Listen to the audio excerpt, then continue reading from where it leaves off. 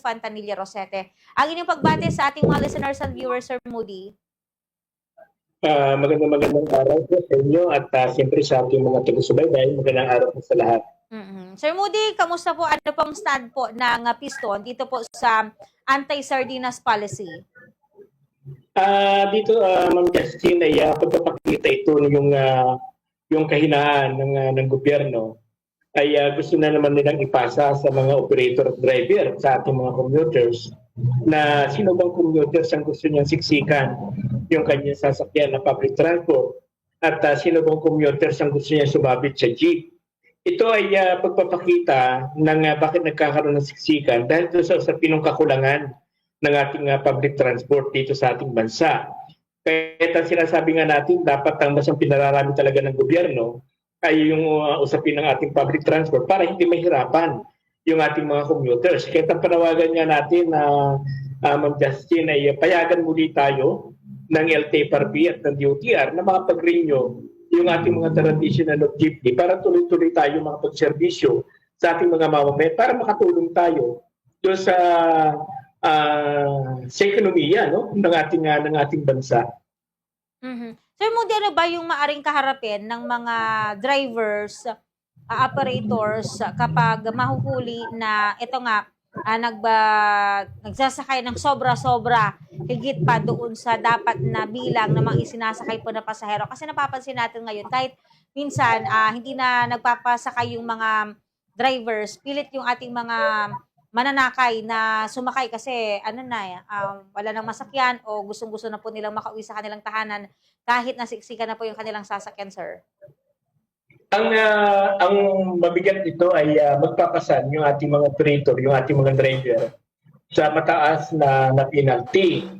Dahil ang sinasabi nga nila ng LTFRB at ng DOTR ay may penalty ito na 5,000 sa ating mga driver at ikakansila yung mga prangkisa, yung temporary permit to operate. Kaya ibig sabihin yan ay tayo yung isa sa pangunahin na magpapasan nitong pahirap na panukalang ito na talagang sumisiin sa lehitimong karapatan ng ating mga serbisyo sa ating mga mamamayan. Ayan. Sir Moody, sa ngayon ba, masasabi ba natin na ito pong mga nangyayaring siksikan sa mga sasakyan ay dahil bunga po ng pagkakabawas ng mga namamasada ng mga sasakyan sa ating lansangan? Kasi nga dahil po dito po sa umiiral po na VMP program po ng ating pamahalaan. Ito ng kakapusan ng kakulangan ng ating public transport. Kaya talagang yung ating mga pasahero ay talaga nagkukumahog na makipagsiksikan sa mga bus, sa mga minibus, sumabit sa mga jeep para sa layunin na sila'y makauwi o makapasok sila sa kanilang mga trabaho.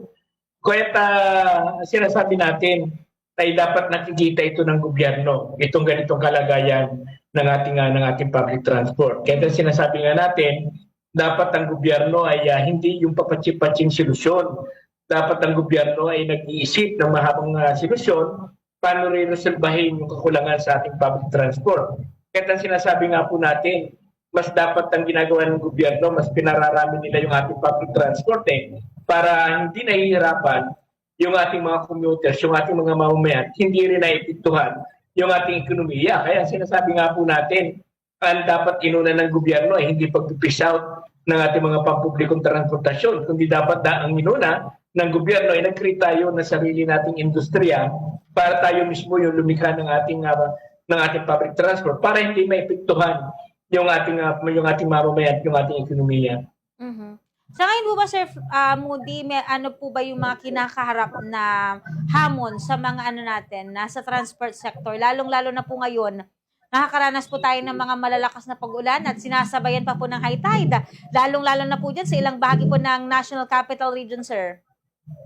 Talagang malaking epekto, Dahil sa ngayon, hinahanap natin yung pinagyayabang ng gobyerno na 520 o 5,520 na flood control, Nasa na ba yung pinagyayabang ng gobyerno na kung saan simpleng ulan lamang nagkakaroon talaga ng matinding baha, Hindi lamang dito sa National Capital Region, kundi sa iba't ibang bahagi ng ating bansa. Kaya dapat ito yung isa sa pangunahin na hinaharap ng ating pamahalaan na paano ba mariresolba ang usapin ng pagbaha. Ang sa tingin po natin ay kailangan talaga yung bakit nagkakaroon ng mga pagbaha sa hindi lamang dito sa Metro Manila, kundi bakit hanggang sa mga rehiyon, sa mga lalawigan. Dahil bunga ito nung patuloy na pagwasak ng ating kabundukan sa ilalim ng Mining Act, na pinayagan ng gobyerno na talagang wasakin yung ating kapaligiran, yung ating kabundukan. Kaya simple ulan lamang ay talaga nagkukus ito ng mga matitinding pagbaha, hindi lamang dito sa Metro Manila. Ayan. Sir Moody, ilang araw po mula ngayon, ilang linggo actually, ay muli na naman pong ilalahad ng ating Pangulong Ferdinand Bongbong Marcos Jr. ang kanyang ika-4 na State of the Nation Address. Usona, ano po kayo po sa transport sector, ano po yung mga kahilingan or mga inaasahan pa na nais po ninyong marinig sa talumpati po ng ating Pangulo dahil for the past 3 years, wala po gaanong na tayong narinig sa Pangulo kapag ang pag-uusapan sa transport sector po ng ating bansa? Sa atin ay sa bahagi po ng piston ay isang inaasahan natin ay ano yung gagawin ng gobyerno sa pinong patuloy na pagtaas ng presyo ng petrolyo dito sa ating bansa. Dahil sa atin, ang tingin natin ay kailangan talagang ibasura yung usapin ng BAT at saka ng sa langis na kung saan ay ito yung nagdudulot ng patuloy na pahirap, hindi lamang sa hanin ng mga driver at mga operator, kundi sa ating mga mamamayan. Pangalawa, ay gusto rin nating marinig yung sinasabi ng gobyerno. Bagamat ito ay sinabi na ng ating sekretary ng DOTR na si Bindison at mismo si Pangulong Marcos na hindi napapanahon na itulak yung programa ng PTMP o ng PUBMP, ng Modernization Program. Dahil dito ay maraming dapat pag-aralan. Ang sa atin, ang inaasahan po natin ngayong suna ay dapat ay ang marinig natin kay Pangulong Bongbong Marcos ay yung payagan tayong ibalik sa 5 taon yung ating mga prangkisa at payagan tayo makapag-renew at makapag-rehistro ng ating mga pampublikong transportasyon para sa mas maayos at mas maayos na serbisyo sa ating mga mamamayan.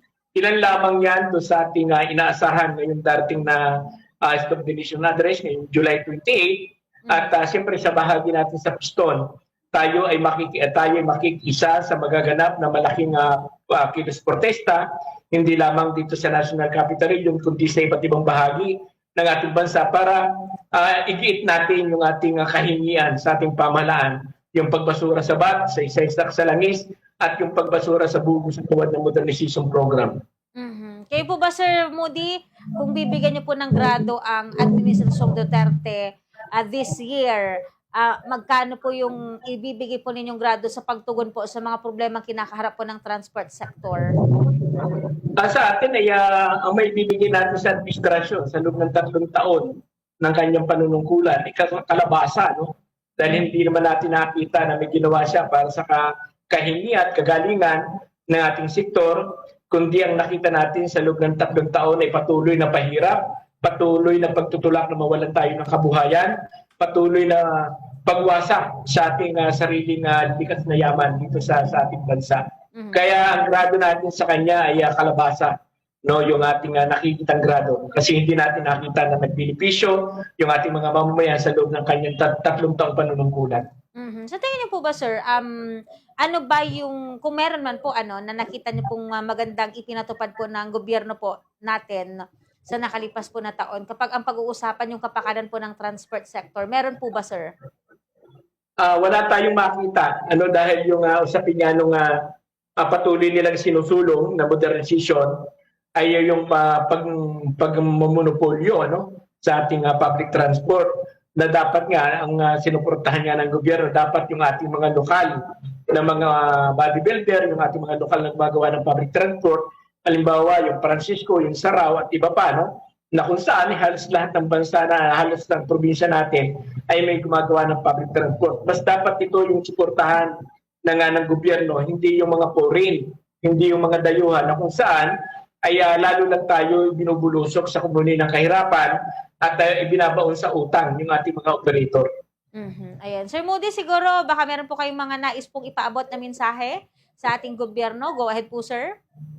Ang tayo ay marin tayong nananawagan sa DOTR, sa LTFRB at kay Pangulong Bongbong Marcos na sana ay pakinggan nila ang kahingian ng ating mga driver at mga operator sa muling pagbabalik sa 5 taon ng ating mga prangkisa sa ilalim ng modernization, sa ilalim ng rehabilitation, na kung talagang gusto niyang paundarin yung ating mga public transport at siyempre yung paglikha natin ng sarili nating industriya at yung pagpapaunlad ng ating ekonomiya ay yung pagpapatupad ng tunay na reforma mga agraryo sa lupa. Ito yung dalawa na pangunahing bisig sa pagunlad ng ating bansa.